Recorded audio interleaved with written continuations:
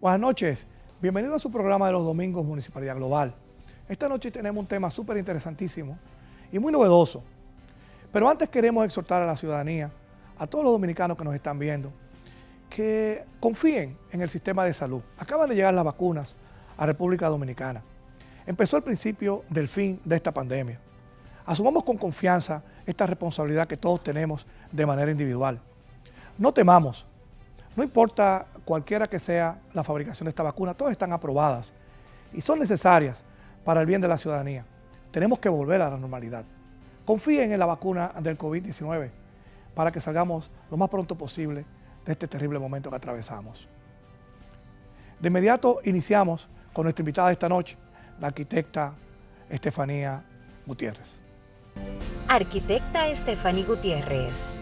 Arquitecta egresada de la Universidad Nacional Pedro Enríquez Ureña, máster en Ingeniería Civil, Ingeniería de Gestión y Tráfico de la Universidad de Western Michigan University, Estados Unidos, Maestría de Diseño Urbano y Ordenamiento Territorial de la Universidad Autónoma de Santo Domingo, Coordinadora Técnica de la Dirección de Planeamiento Urbano del Distrito Nacional, Coordinadora General del primer Foro de Movilidad Urbana Sostenible, Formus 2019, miembro de la directiva de la Sociedad de Arquitectos de la República Dominicana, conferencista internacional, invitada en universidades de Panamá, Colombia, Guatemala y Honduras.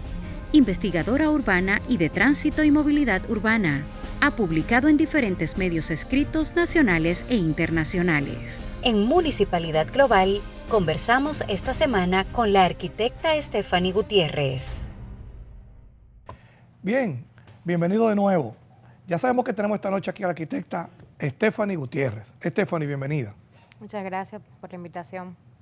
Estefanía, a veces es difícil distinguir en el tema de la municipalidad el concepto movilidad. Sabemos que tú tienes una especialidad en todo este tema. Sabemos también que eres arquitecta graduada, pero tienes una especialidad que a nosotros nos gusta mucho. Siempre hablar con los especialistas porque conocen más a fondo estos temas. ¿De qué se trata esa especialidad que tú tienes y por la razón que estás esta noche con nosotros? Bueno, vuelvo y te agradezco la oportunidad de estar aquí con ustedes. Sí, yo tengo una de mis especialidades es la ingeniería de tráfico. El tráfico es básicamente el desplazamiento que las personas, productos, hasta los animales realizan de un punto a otro. Y evidentemente los seres humanos hemos desarrollado distintos medios para conseguir eso. Cómo se ordena ese desplazamiento es lo que la ingeniería de tráfico persigue estudiar. No solamente desde el punto de vista de la agilidad para llegar de un punto a otro, que es en lo que normalmente nos enfocamos, pero sino también en el tema de lo que es la seguridad vial. Si tú te pones a ver imágenes de los años 30 y cómo eran las vías, tú vas a notar que hay una diferencia muy grande entre la cantidad de señaléticas que habían, las luces de tráfico que habían. Todo eso se ha ido incorporando al crecimiento del parque vehicular, no solamente de todas las ciudades del mundo, sino también que se ha ido perfeccionando, y eso también lo ve la ingeniería de tráfico. Y evidentemente encontrar otros medios y otros modelos de desplazamiento que vamos pasando de la carretica con el caballito a tener un Tesla, por ejemplo. O que pasamos de ir en avión a Puerto Rico hasta tener ahora vuelos supersónicos con unos aviones que hacen unas velocidades de 10 kilómetros en un minuto y mucho más. Sabes que aquí en Municipalidad Global, todos los temas que tratamos obviamente están vinculados al desarrollo y fortalecimiento de las municipalidades, de los gobiernos locales. Sabemos de tu experiencia en el ayuntamiento del distrito donde laboras, pero básicamente por tu especialidad en el tema de movilidad, tráfico. Aquí hemos hablado mucho de eso. Hemos tenido aquí expertos en el tema, no solamente en tránsito urbano, sino también hablando de las circunvalaciones, el problema del desarrollo de las vías, cómo debemos hacerlo, los márgenes que hay que usar. En la ciudad de Santo Domingo tenemos lo que tienen ya las metrópolis modernas, problema con la movilidad y el tráfico. Sabemos de una iniciativa o de una idea que tienen algunos expertos, algunas personas preocupadas en el tema, sobre el tránsito flotante, el tráfico flotante. Yo quiero que empezando este programa nos explique qué está pasando con ese tema, es posible en el distrito, en qué consiste eso, cuál es la ventaja.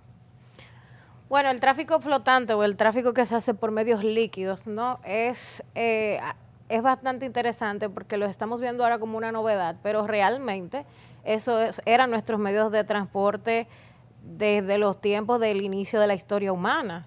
Eso fue uno de los primeros medios de transporte que el hombre pudo desarrollar.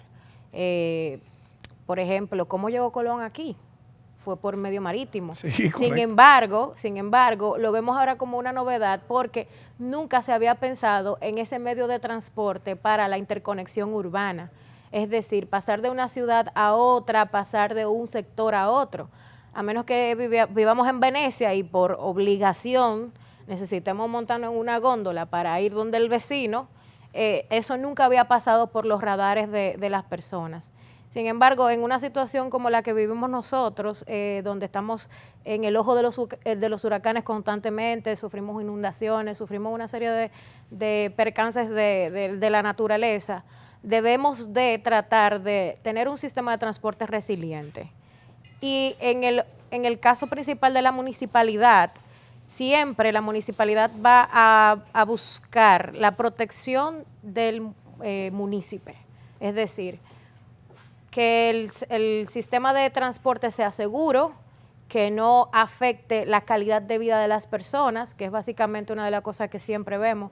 Por ejemplo, se van a los ayuntamientos y a la alcaldía a pedir permisos, por ejemplo, para tráfico pesado, se piden también permisos para que un constructor pueda parquear un camión, hacer un vaciado, porque eso afecta la seguridad de las personas, afecta el tráfico como tal, o sea, la congestión vehicular, y también tiene una serie de elementos de contaminación y demás, que son cosas que nosotros debemos de tener en cuenta. Entonces, en cuanto al aspecto del tráfico flotante, sería muy interesante para una ciudad como nosotros poder hacer un recorrido que vaya desde los límites de Santo Domingo Norte hasta el Malecón en 25 minutos.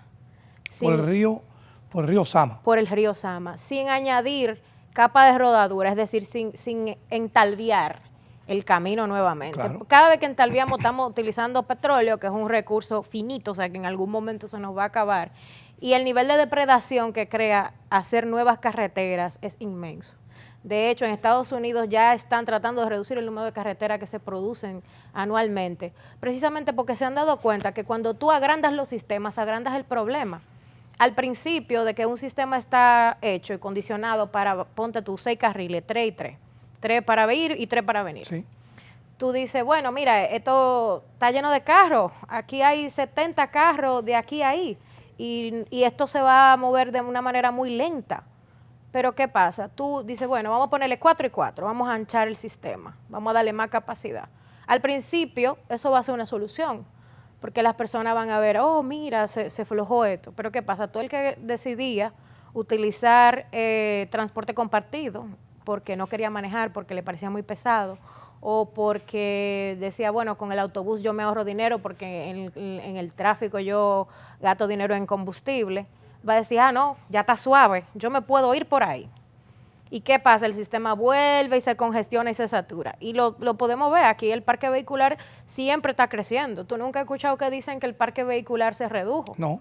Y eso es una tendencia que nosotros tenemos que saber y manejar. Entonces, ¿qué están haciendo en países desarrollados? Están disminuyendo la capacidad de rodadura. ¿Y cuál es una de las formas en las que nosotros podemos contrarrestar eso? Con un sistema de transporte masivo. Tenemos un teleférico, tenemos un metro, y ¿por qué no tener un sistema de transporte acuático para que maneje una cantidad de personas importante? Entonces, retomando lo que acabas de decir hace un minuto, moverse a través del río Osama y sus afluentes, Manzano, etcétera. Isabela, perdón. Una pregunta. ¿Eso sería algo real posible para mitigar un poco ese problema del tráfico en Santo Domingo? Totalmente. Si tú te pones a pensar en la zona de la Isabela, por ejemplo, próximo a asentamientos humanos que son extremadamente grandes y están sobredimensionados en algunos puntos. Por ejemplo, donde yo vivo, no te voy a mencionar el lugar, pero ahí viven aproximadamente 8,000 familias. Eso es una cantidad importante de personas. Sí, claro. Si yo particularmente contara con un punto de conexión directa, que no lo hay, tampoco hay transporte eficiente público por esa zona, yo me montara en ese sistema y cogiera el metro y llegara impecable a mi trabajo, sin tener que tener el estrés de manejar, porque yo odio manejar. Increíble que yo tenga esta especialidad y eso, pero yo odio manejar. Mi sueño es yo poder teletransportarme a los sitios. No a veces por la congestión, sino que no me gusta manejar. Entonces, si a mí me dicen, mira, aquí hay un sistema eficiente, seguro y que tiene bondades ecológicas para tú irte a tu trabajo, pues yo lo tomara sin ningún tipo de problema, feliz de la vida. Y yo entiendo que como yo, hay muchísimas personas que también harían ese tipo de cosas. Por ejemplo, un recorrido por el agua también tiene unas bondades que no tiene el irse en un autobús hacia su trabajo. Tú vas a ir escuchando el agua, tú vas a ir viendo la foresta, tú vas a ir relajado. O sea, cuando una persona quiere botar el golpe, da un paseíto en bote. Sí. Y técnicamente tú estás paseando en bote, pero al mismo tiempo te estás yendo a tu trabajo. Eso te ayuda a descomprimir un poco la tensión. Y sí es posible, perdón que continúe, sí es posible porque las dimensiones que tienen los ríos están aptas para ser navegables. El problema es que tienen un alto nivel de contaminación ahora mismo. A veces la gente dice, no, por ahí no cabe, es que está lleno de basura o es que está lleno de lilas. Las lilas en los ríos son una demostración clara de que hay un alto nivel de oxigenación por bacterias, lo que quiere decir que está contaminado. Y a veces tú dices, no, pero ese río se ve chiquitico y eso es lilas superficiales que tiene. Vamos a ver qué significa esto en términos de costos. Venimos muy breve, vamos a comerciales, regresamos prácticamente de inmediato.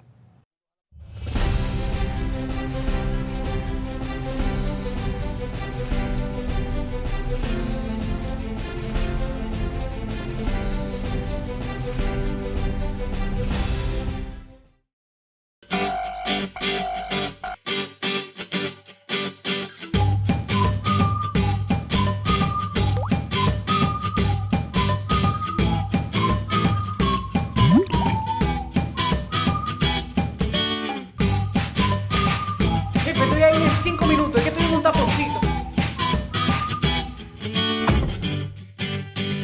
¡Prende! ¡Prende! ¿Quedao? ¡Prende! Motorcraft. Te jumpeo. ¡Ah!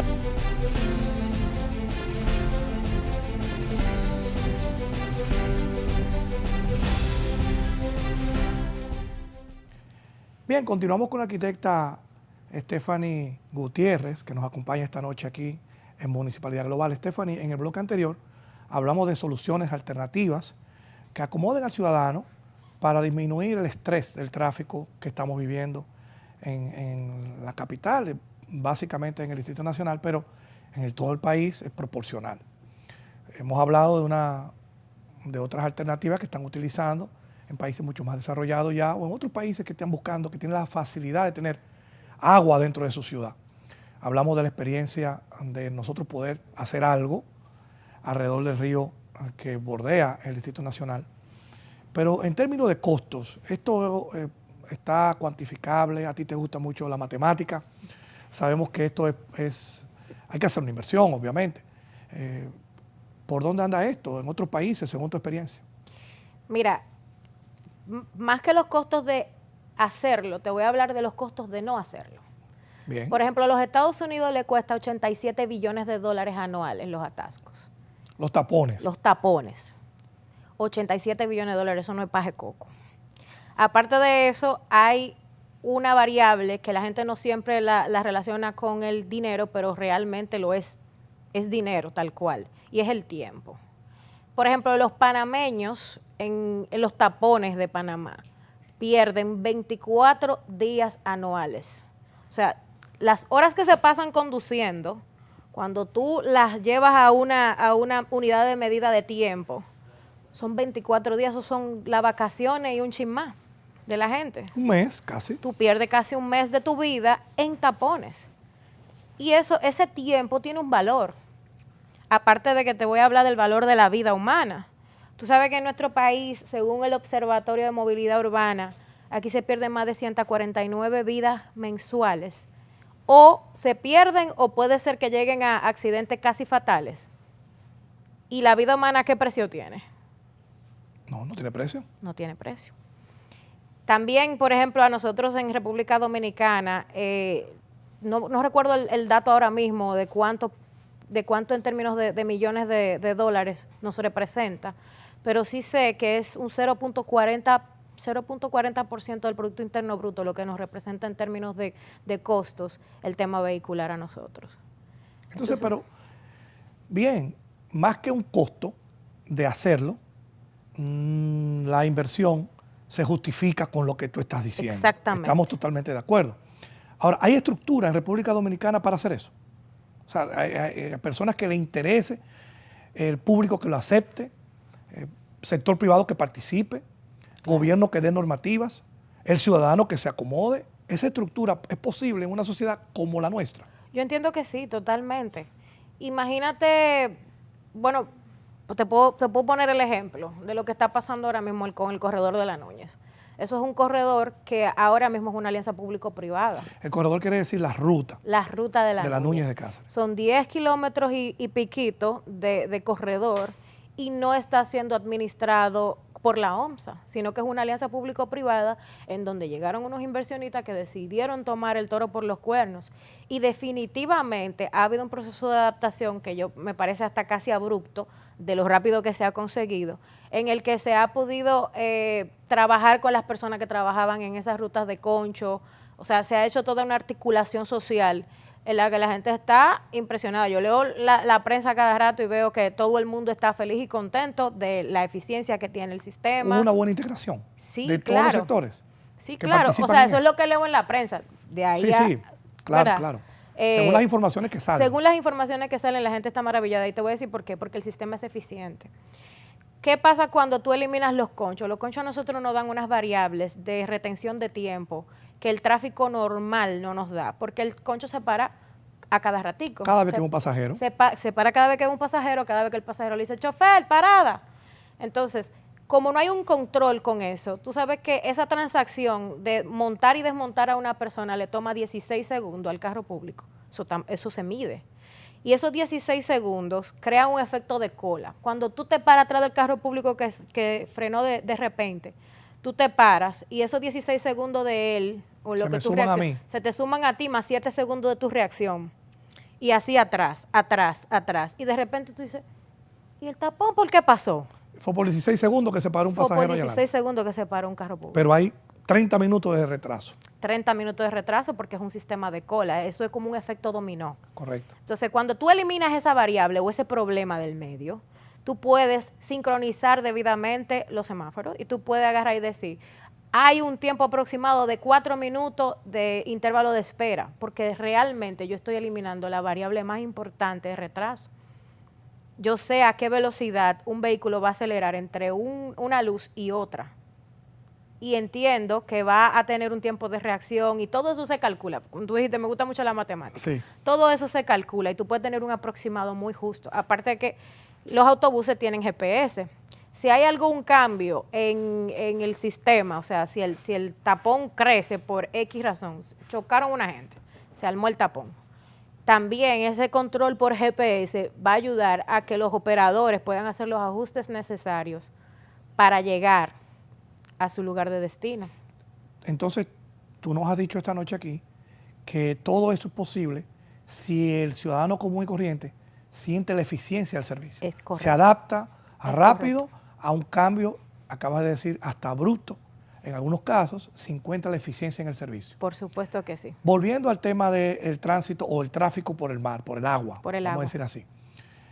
¿No hay que hacer leyes especiales para esto? O sea, ¿o crees que en el marco regulatorio que existe puede empezar a desarrollarse algo? Porque supongamos que alguien que nos está viendo esta noche y dice, mira, pero caramba, qué bien, yo voy a traer un mini ferry que vi el otro día en, qué sé yo, en Puerto Rico, lo vi en Panamá, lo vi en una de estas islas, o lo vi en Miami, en una ciudad cerca y lo trae. Y dice, yo quiero empezar a usar esto inmediato y traer gente, qué sé yo, de allá de Santo Domingo Norte, en la frontera, por allá, por Arroyo Isabela, por Río Isabela, y voy a empezar a cobrar, qué sé yo, 25 pesos. ¿Tiene que haber una normativa para esto? Yo entiendo que sí. Debe de generarse una normativa especial. Si bien es cierto que todo el tema marítimo está regulado, tiene sus normas y tiene sus estándares, es importante normarlo porque la idiosincrasia dominicana la conocemos, ¿no? Hay gente que se pone creativa y de hecho, por ejemplo, aquí no hay ningún tipo de regulación para los temas de la pesca informal ni nada de eso. Evidentemente, cuando tú ingresas el sistema de autobuses acuáticos, por ejemplo, tú vas a tener que tener un monitoreo de seguridad, tú vas a tener que tener ya otro tipo de control, vamos a decir, los jamets del agua tienen que existir, tienen ¿no? que existir. Entonces, no hay un marco normativo para cuál sería la función o cuál sería la serie de elementos que esas personas van a observar, ¿no? Porque no es lo mismo, ahora se te para en una intersección y te va a decir, espérate, párate, no cruces, mira, te fuiste en rojo. ¿Cómo tú aplicas eso al agua? Donde tú no tienes, cómo decirle a la gente, no, te fuiste en rojo. ¿Y qué reto entonces tendría que asumir una municipalidad para que esto se implemente? Porque es un problema de tránsito, afecta al gobierno local. De hecho, está dentro de sus competencias legales el tema de la normativa del tránsito urbano, Sí. sentidos, horarios, etcétera. ¿Qué reto entonces tendría que asumir las municipalidades para que esto empiece a implementarse? ¿Lo está haciendo? ¿Tú conoces algunas experiencias aquí en el país o hay alguna preocupación en el distrito? Mira, ¿Qué es donde vivimos? Yo pongo siempre el Distrito Nacional, claro, porque aquí es que totalmente. vivimos. Totalmente. Nosotros nos vivimos también moviendo en la ciudad y eso somos ciudadanos comunes y corrientes. Tenemos la oportunidad de hablar por la televisión y hablar de estos temas, pero sufrimos igual que como el que más. Igualito. Yo te diría que el problema o el génesis está aún más atrás que eso. Hay problemas que debemos de solucionar previo a llegar a ese punto de la conversación. Por ejemplo, nosotros tenemos una gran cantidad de contaminación en nuestros afluentes y las municipalidades deben de buscar la manera de poder hacer un manejo de residuos que al final no afecte ese sistema de transporte. O sea, nosotros tenemos que caminar una senda muy larga. Nosotros primero tenemos que pensar en que hay una devastación también de la foresta, lo cual impide en muchos puntos quizá que el río se llene o que los ríos se llenen de la manera apropiada, porque esa erosión que causa la falta de árboles crea evaporación, una serie de elementos que son necesarios para que el sistema funcione bien. Y evidentemente, además de las alianzas público-privadas que se puedan conseguir, es un tema de concientización ciudadana. Si tú vives a la margen del río y a ti no te importa tirar ahí lo que sea, entonces tú no, al final del día tú estás dañando o matando la gallina de los huevos de oro, porque quizás tú vives a la orilla del río, pero tú puedes, por ponerte un ejemplo, trabajar en uno de esos puntos de desembarque que se pudieran colocar ahí. Imagínate que la municipalidad decide hacer parques adyacentes a esas zonas. ¿Cómo controlan la función de eso? Y también, pues, aparte de toda esa parte que te estoy comentando, llegar al tema de la regulación tiene que verse directamente con otras instituciones aparte de las municipalidades, porque aquí hay una división de funciones que hasta dónde llega la responsabilidad de uno y otro tiene que quedar muy claro. La burocracia que existe en eso. Más que la burocracia es como el grado de responsabilidad que le corresponde a cada quien. ¿Cuál es el grado de responsabilidad que tendría DGCET, por ejemplo, en ese sentido? No son cosas que se manejan de manera independiente, deben de estar articuladas. Por ejemplo, para el caso del Metro de Santo Domingo, hay que articular una normativa. Por ejemplo, en la alcaldía, con el tema del Metro de Santo Domingo, nosotros estamos visualizando una normativa que busca proteger el área de impacto del Metro de Santo Domingo. Tocaste dos temas que no quiero que se nos diluya. Cuando volvamos en el bloque siguiente, que fue el tema de alianza público-privada y el tema de la contaminación de los ríos, para poder desarrollar esto también. Mantenga la sintonía, regresamos muy breve con la arquitecta Gutiérrez.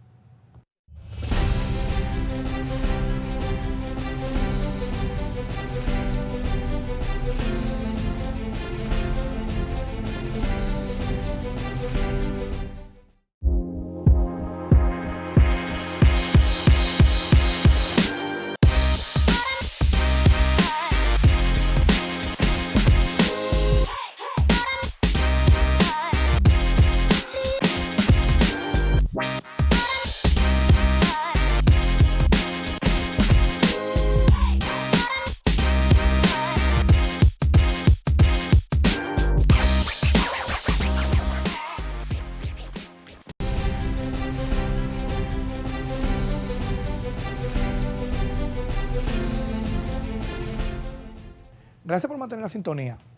Stephanie, del bloque anterior, tocaste dos puntos muy interesantes. El tema de alianza público-privada, que para esto funciona, obviamente, debe estar excitado el sector privado para participar en ello.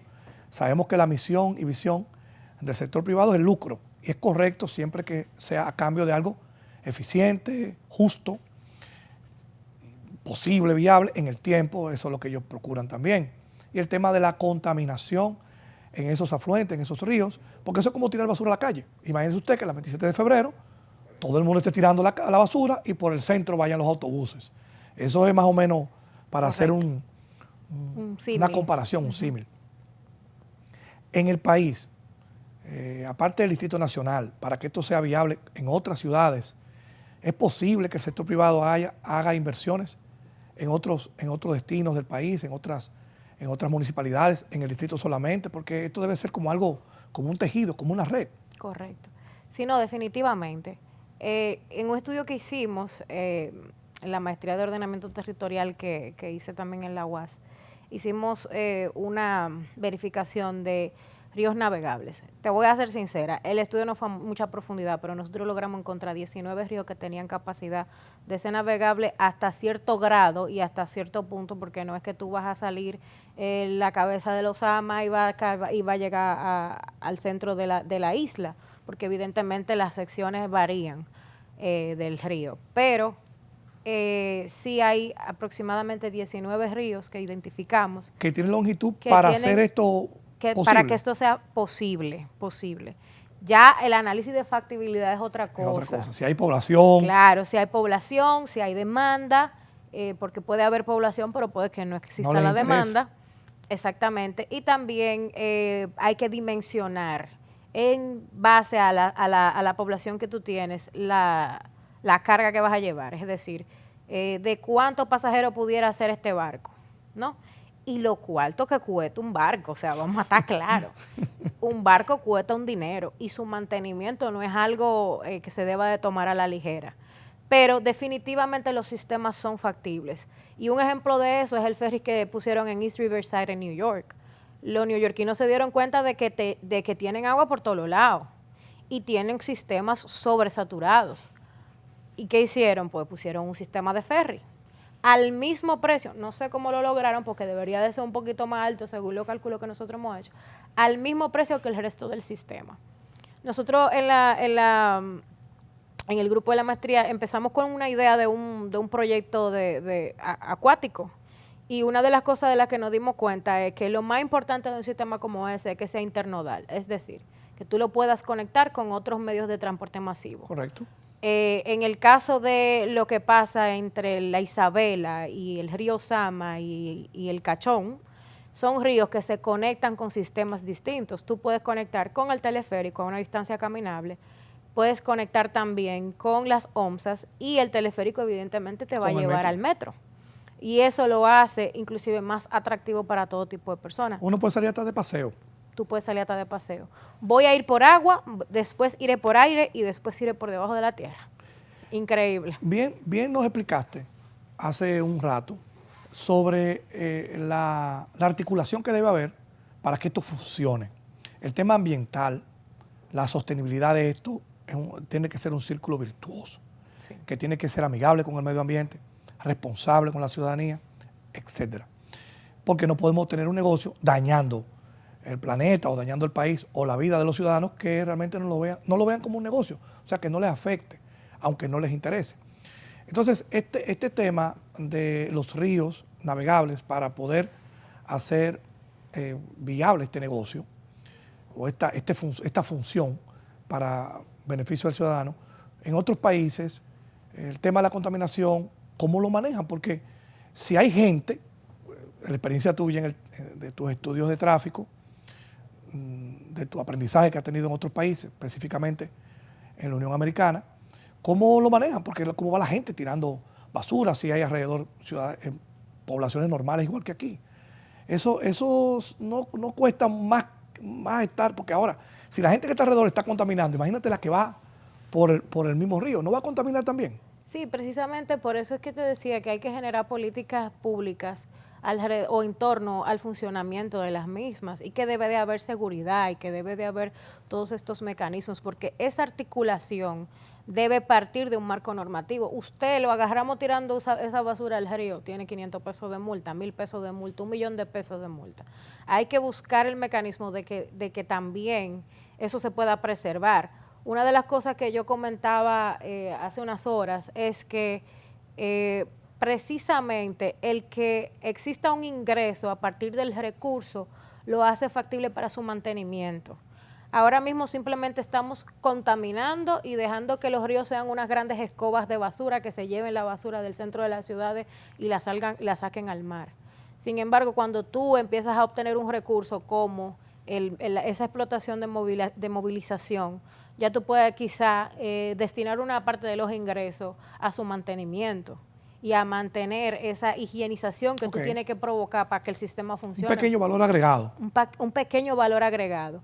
El impacto ambiental que tenemos ahora mismo es innegable y es, hasta cierto punto pudiera decir muchas personas que es irreversible, pero yo pienso que sí se puede rescatar muchas cosas. Jaina, por ejemplo, que pudiera, con el río Jaina, pudiera, por ejemplo, utilizar esta mecánica de transporte acuático, fue considerado, creo que fue en el 2008, uno de los ríos más contaminados del mundo. Jaina, aquí, en República Dominicana. Y la gente todavía hace actividad pesquera en Jaina. Sí, es correcto. Yo he descendido por ahí, he visto gente pescando y sacando unos pescadotes, que yo digo, bueno, de repente no tienen 3 cabezas esos pescados de casualidad, pero... No mutan. No son mutantes, exactamente. Lo sacan y se lo comen. Y tú dices, bueno, eso es una barbaridad, pero lo que pasa es que la gente sigue dependiendo del recurso. Y un día se nos va a acabar el recurso. Los meandros de los ríos de nosotros han cambiado muchísimo, muchísimo. Y es verdad que un río no vuelve y pasa por el mismo punto una u otra vez, como se demostró con un estudio que se le hizo al río Mississippi de 13,000 años.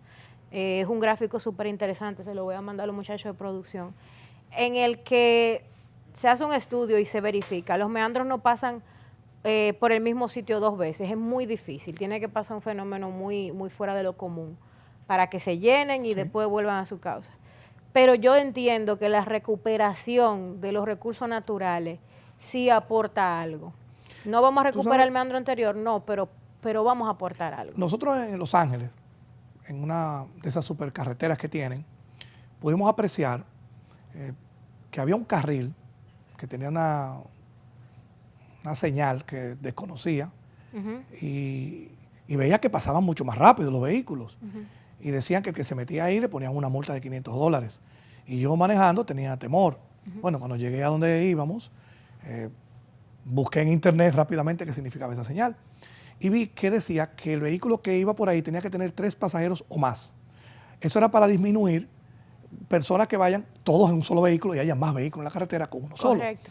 Eso le daban un incentivo, podían correr por un carril más expreso, no pagaban toda la cantidad de peajes que regularmente se paga y obviamente tenían el beneficio de llegar más rápido a sus destinos. Esas son alternativas que podíamos usar en República Dominicana con el tema del tránsito.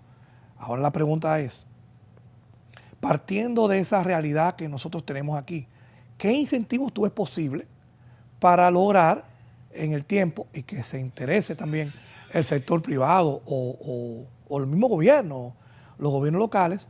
¿Qué incentivos tú ves posible implementar que no sea el horario, nada más, para que esto fluya un poquito, alternándolo con la solución de movilización por agua? Sí, es que tú moverte más rápido debe ser un privilegio. Y eso debe ser un privilegio por el hecho de que ya nuestros sistemas están colapsados. Entonces eso debe de tener un costo, ya sea económico o en el caso de que tú muy bien expones, transportar a varias personas a la vez. Si tú no puedes cuantificar eso como un valor agregado o un mayor nivel de confort para ti como persona, entonces tú no lo necesitas. Sin embargo, las personas por necesidad recurren a ese tipo de cosas. Por ejemplo, en México, para tú subirte a un elevado, tú tienes que pagar toll. O sea, tú tienes que pagar un precio.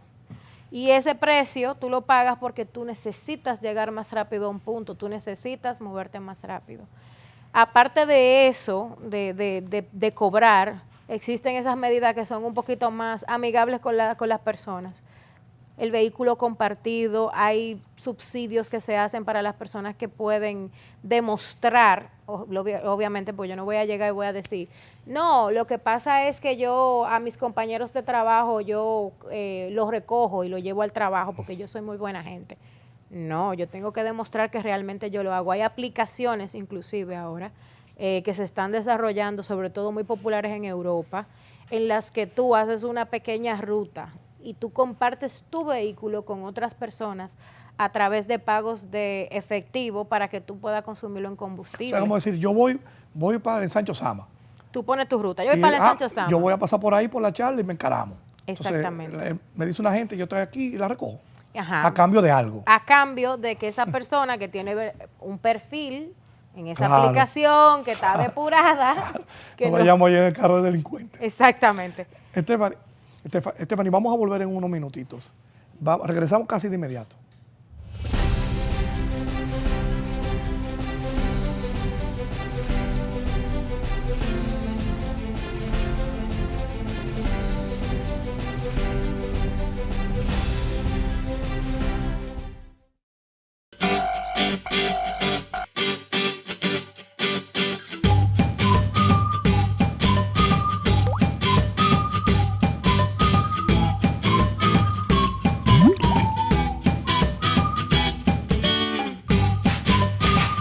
Jefe, estoy ahí en 5 minutos, es que estoy en un taponcito.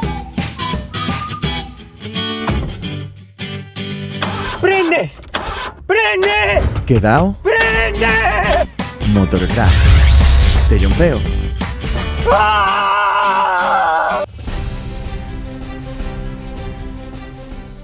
La arquitecta Gutiérrez ha dado 3 oportunidades de negocio aquí hablando esta noche a los televidentes de Municipalidad Global.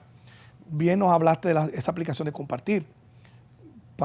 Bueno, yo voy camino a Arroyo Hondo y vivo en Los Kilómetros y trabajo en tal o cual negocio y subo por la Lincoln, esta es mi ruta. Y una persona que está cercana de mí me dice, mira, yo voy por ahí, eso me cuesta tanto, pero voy en un transporte público mucho más deficiente o mucho más incómodo para mí. Puedo ir en tu vehículo y a cambio de esto yo puedo irme hoy contigo y te voy a pagar qué cantidad de dinero. Es una oportunidad de negocio, es una responsabilidad que sale de la ciudadanía hacia conseguir una solución como responsabilidad ciudadana individual. Pero, ¿es posible eso en República Dominicana? ¿Tú crees que exista mercado o que exista la voluntad del ciudadano? Tú dijiste algo al inicio que comparto contigo. Yo odio conducir. No en Santo Domingo, no. En ninguna parte del mundo. Ninguna parte del mundo. Yo quisiera desaparecer y aparecer en el sitio que quiero llegar. Pero hay también personas que tienen esa incomodidad, que no encuentran satisfacción en el transporte o no tienen la cantidad de dinero para gastar gasolina en su vehículo y tienen que dejarlo estacionado en su casa y nada más lo usan los fines de semana o para diligencias bien puntuales. ¿Es posible esto aquí? Bueno, yo te diría que si hay voluntad, claro que es posible. Evidentemente en este momento en el que vivimos sanitario es un poco complejo. Yo sí llegué a ver unas cuantas iniciativas de jóvenes que estaban desarrollando aplicaciones, no exactamente como la acabamos de comentar aquí, pero sí muy similares. La única diferencia que esa tenía en aquel momento, no voy a decir el nombre por si acaso no lo tienen registrado, era que tú hacías eso de compartir con tus personas del trabajo. Por ejemplo, en tu oficina tú tienes 5 gente que viven cerca de ti. Bueno, miren, este mes yo voy a ser quien conduzca. Y con esa persona que son conocidas tuyas, pues ya tú podías hacer la plataforma. Yo entiendo que sí, que evidentemente aquí hay potencial para hacerlo. Hay que evidentemente hacer los ajustes que tengan que ver con la forma en la que nosotros nos manejamos como dominicanos y dominicanas, pero todo es un tema de voluntad y de que aparezca la inversión necesaria para arrancar ese tipo de proyectos. Ojalá y más personas sigan abriendo sus mentes y sus corazones al avance tecnológico y a lo que eso puede dar. Tocaste la palabra tecnología. Aquí en Municipalidad Global tuvimos un episodio sobre Smart City, ciudad inteligente. Casi siempre cuando uno habla de esto, piensa en el desarrollo del tráfico, del tránsito. Sí. Cuando uno habla de ciudad inteligente es que sea más amigable para el ciudadano, pero también para el conductor, pero también para el que anda a pie. Correcto. También para el que tiene problemas de accesibilidad, o sea, la persona que tiene limitaciones físicas de cualquier tipo, que tengan sus limitaciones motoras. En las ciudades inteligentes buscan soluciones para esto. Vimos también en ese episodio de que esto sucede en metrópolis, porque ahí es que está la mayor congestión de los problemas, la mayor congestión de gente. ¿Qué tanto importa ser una ciudad inteligente para que el tráfico en una ciudad sea mucho más viable, mucho más amigable? ¿Qué tanto dependería para que eso fuera, no ideal, pero por lo menos vivible? Mira, por lo menos en términos de concepción y diseño, yo entiendo que sí, que la tecnología es sumamente importante. Pero hay muchísima metodología pasiva de mejoras de tráfico. Lo que sucede es que la tecnología hoy en día nos ayuda a hacer mejores estimaciones y proyecciones. Si yo voy a hacer un ajuste en una intersección, yo necesito tener la data y entender qué tipo, por ejemplo, de accidentes de tráfico están sucediendo en esa intersección. Porque según el tipo de accidente de tráfico, yo puedo determinar cuáles son las mejoras y los ajustes que yo debo de hacer. Por ejemplo, tú tienes una intersección en la que siempre los vehículos chocan así. Eso puede suceder porque las señales no se ven en el tiempo correcto y tú tienes que moverla de posición. O el temporizador que tiene la luz no está ajustado adecuadamente. Eso está tabulado, eso no me lo estoy inventando yo. Sí, eso existe. Sí, existen medidas. Comprobable. Comprobable. Entonces, si yo tengo la data suficiente para analizar eso y decir, en los últimos 10 años han sucedido 40 choques y los 40 han sido así, eso es una tendencia. Y yo tengo que ajustar para esa tendencia.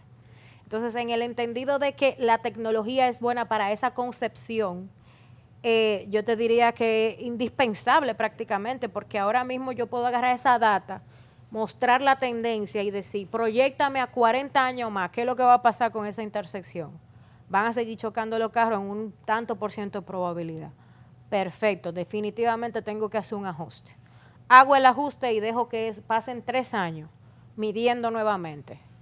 La tendencia se mantuvo igual, esa no era la solución, vamos a arreglar de nuevo.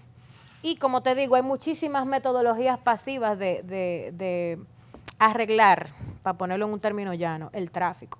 Yo puedo decirte, mira, yo no necesito realmente poner una luz inteligente que tenga un temporizador de que patatín, que pite cuando la gente cruce y que tire fotos. No necesariamente eso, yo puedo ponerte una textura que ayude a que la persona reduzca la velocidad. Yo puedo abrirte los ángulos de visión para que las personas puedan ver cuando viene una persona en bicicleta, caminando. Hay un proyecto interesantísimo que, por ejemplo, desde la alcaldía nosotros estamos trabajando, que es Intersecciones Seguras. Son diseños que involucran a todos los tipos de usuarios del sistema. Al que va caminando, al que va en silla de ruedas, al que va en bicicleta, al que va en muleta, al que va en el carro y al que va en la motocicleta y hasta el que va en el camión. ¿Por qué? Porque todos son usuarios del sistema.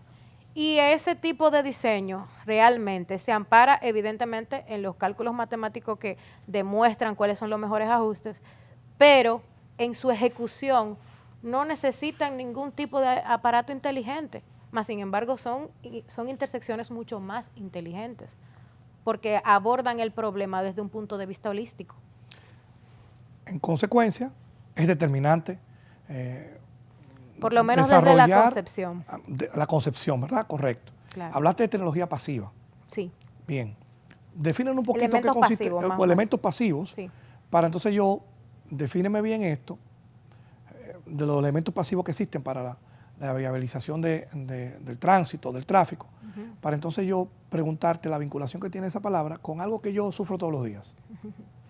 Bien, te voy a poner un ejemplo práctico. La avenida Abraham Lincoln, la calle de los corredores de nuestro país. Tú sabes que hace unos años se puso de moda, en una intersección muy particular, que muchachos se mataran en esa intersección. Triste y difícil de decir. Pero hace unos años el Ministerio de Obras Públicas hizo unas medidas de disminución de la velocidad con esos hombros o mangas, que realmente son medidas que se utilizan normalmente en carretera, pero estábamos usando la Lincoln como carretera. Íbamos rapidísimo por ella. Ameritaba, y en mi opinión fue una muy buena decisión, utilizar ese tipo de elemento pasivo para la reducción del tráfico. Y la verdad es que ha bajado mucho la tendencia. Ya tú no oyes como a cada rato, cada fin de semana había un accidente fuerte ahí, salía en la prensa. Precisamente esa es la pregunta que ahora te quiero hacer. Ese elemento pasivo de manera particular esos hombros para girar a la izquierda, básicamente que crearon en la avenida Abraham Lincoln, no se convirtieron a la vez en un agilizador del tránsito. Se midió. Por supuesto. Porque yo transito la Abraham Lincoln de manera frecuente y me he dado cuenta que a veces es mejor correr por allí que por otras avenidas adyacentes, o sea, que también conducen hacia la 27 de febrero. ¿Funcionó esto? Sí, funcionó muchísimo. ¿Qué pasa con la Winston Churchill? ¿Sería viable en la parte matemáticamente calculado? Pudiera ser. A mí no me gusta dar respuestas directas y tajantes. Yo siempre le digo a la gente, eso hay que calcularlo, eso hay que verlo, porque tenemos la tendencia... Partiendo de tu profesión, de tu especialidad, sí, claro. según tu visión, sí, ¿qué claro. tú tienes de esto? Yo haría el estudio, totalmente de acuerdo con que haría el estudio. Pero sobre todo yo creo que la Churchill tiene una particularidad que se queda un poquito floja. La Churchill tiene como atractivo muchísimas más oportunidades para que la gente camine y transite. Más sin embargo, no se ve tanta gente caminando, a menos que se vayan a ir a su trabajo o a desmontarse para entrar a un centro comercial. La gente no camina ni disfruta la Churchill. Y la Churchill tiene aceras que son espectaculares para caminar. Es cierto. Entonces, ¿por qué pasa eso? Yo entiendo que por las velocidades y la congestión vehicular. No hay una cosa más terrible que las emisiones de carbono de un vehículo. Y cuando tú vas caminando en la Churchill, que me ha pasado, yo a veces digo, déjame caminar de aquí a aquí. Ay, Dios mío, yo me sofoco con la cantidad de humo que hay. Es importante tratar de buscar medidas para agilizar el tráfico en la Churchill, definitivamente. ¿Pudiese esa ser una? No estoy tan segura, porque no se alcanzan las velocidades necesarias para que eso sea eficiente. Como te decía, esa medida que hicieron en la Lincoln es una medida que normalmente se toma en grandes avenidas, en highways, en cosas que llevan una velocidad. Y eso funcionó en la Lincoln, porque a pesar de que no estaba diseñada para las velocidades con las que se estaba utilizando, la usaban de esa manera. La Lincoln es como que te da como un, déjame pisar, ¡pum! Y tú arrancas y le das rapidísimo. Y la Winston Churchill tiene una serie de intervalos más cortos entre una luz y otra. A veces tú quieres desarrollarte en la Churchill, pero tú no puedes porque ya tú tienes que estar frenando porque está llegando a la próxima intersección. Entonces, quizás esa no, pero definitivamente pueden haber otras medidas. Una de las cosas que yo siempre digo es los anchos de carriles. Nuestros anchos de carriles están extremadamente sobredimensionados y eso nos trae muchísimo problema. Las personas que van en motores se te meten por al lado, te llevan el retrovisor. Y yo pienso que el motor debe de ocupar un espacio como si fuera un vehículo. Un vehículo normal. Normal. Más sin embargo, cuando ellos hacen ese tipo de cosas, que te cortan por adelante, tú frenas de golpe, sí, se ralentiza todo el sistema y ese tipo de cosas van generando esa bola de nieve que al final acaba con todo. Sí. Mantenga la sintonía, volvemos muy breve. Gracias por mantenerse atento a este programa de Municipalidad Global. Seguimos en breve con la arquitecta Gutiérrez.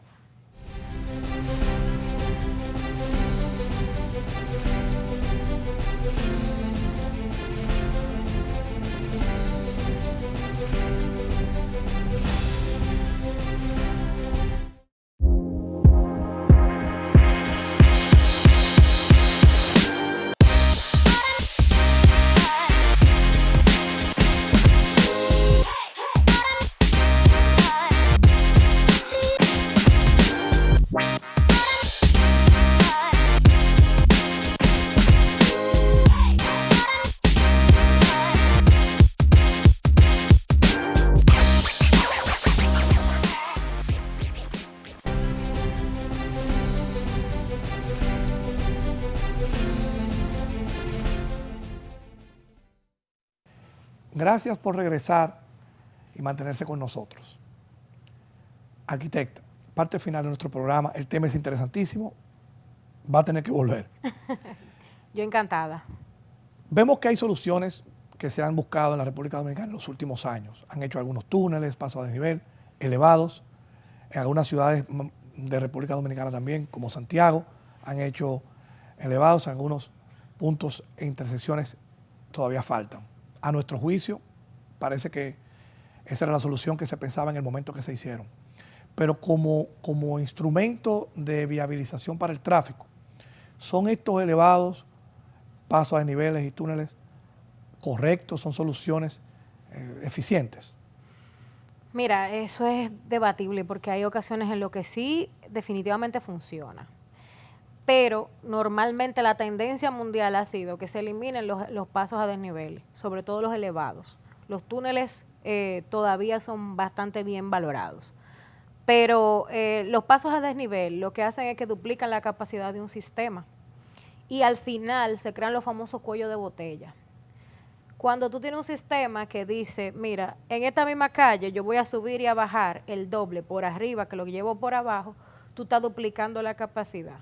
Pero ¿qué pasa con un paso a desnivel que te lleva a otro punto porque la vía va a seguir recta? Por ejemplo, la intersección de la Kennedy con Churchill. Ese es un paso a desnivel que yo valoro positivamente, el que cruza hacia la Churchill. ¿Por qué? Porque yo mantengo el tráfico fluido en la Kennedy y yo descargo a todas las personas que van a la Churchill sin interrumpir el tráfico. Entonces son escenarios que hay que valorar de manera puntual y ver lo que está sucediendo en cada uno de esos puntos. La tendencia mundial es que se están eliminando. Arquitecta, ¿cómo usted ve el tema en Municipalidad Global? Siempre hablamos de posibilidades hacia el futuro, cosas buenas. ¿Cómo usted ve el tema del tráfico, el tránsito, la viabilidad en República Dominicana? Usted tiene una especialidad que estamos aprovechando en el Distrito Nacional, pero existen profesionales como usted. ¿Cómo usted lo ve? ¿Es necesario trabajar esto bajo un régimen científico, bajo un régimen de aprendizaje previo, de experiencias en otros países? ¿Hacia dónde vamos en República Dominicana? Sí, definitivamente es importante el régimen científico, como tú dices, sobre todas las cosas. Y yo me alegra mucho ver que más y más personas se están interesando en este tipo de aproximaciones realmente estudiadas. Estamos también ya cada día más completos a nivel de información que podemos procesar y que podemos compartir. Y yo creo que eventualmente esos frutos se van a ver. Que nos falta mucho por recorrer, siempre hay espacio para la mejora. Pero eventualmente yo creo que vamos a llegar a tener mejores sistemas y también empezar a perderle el miedo a sistemas distintos, como lo hablábamos por el agua, quién sabe si hasta aéreo. Son posibilidades que la gente primero tiene que plantearse, estudiarla y finalmente buscar cómo ejecutarla. Si esas voluntades están, pues yo creo que las posibilidades de mejora siempre van a existir. Arquitecta, queremos dar las gracias por haber estado este domingo en la noche con nosotros aquí. Nuestra teleaudiencia tiene mucha información que usted nos ha suministrado, muchos datos, vamos a decir, matemáticos, como usted. Nosotros la hemos definido como una persona conocedora de estos temas, es una mujer muy joven, pero con una vasta experiencia. Y nos sentimos muy contentos porque aquí en Municipalidad Global siempre buscamos estos temas interesantes, pero básicamente para depender una buena gestión ciudadana y para que el ciudadano también se sienta que lo estamos atendiendo, que lo estamos preocupados por ellos. Y queremos darle las gracias, reiterarle por haber salido esta noche y acompañarnos. Amigos televidentes, estamos viviendo una situación bastante difícil en esta pandemia del COVID-19. Acaban de llegar las vacunas a República Dominicana. Nosotros entendemos que esto no es un tema de gobierno, ni es un tema de partido, ni de colores. Esto es un tema de responsabilidad en toda la nación, en todo el planeta. Nosotros necesitamos enfrentar esto de una manera responsable y decidida. Por lo cual exhortamos a todos nuestros televidentes que cuando llegue el momento de vacunarse, hágalo con confianza. Es necesario detener esto que está sucediendo en este país y en el planeta. Queremos volver a la normalidad y solamente con una responsabilidad individual lo vamos a alcanzar. Así que queremos exhortarles a todos esta noche que tomen confianza en la vacuna cualquiera que sea. Están determinadas y aprobadas. Y creo que es el mejor de los esfuerzos para que República Dominicana salga de esto. Gracias por mantener la sintonía esta noche. Nos vemos el próximo domingo a las 7 de la noche por aquí, por su canal favorito, Teleradio América. Muchas gracias.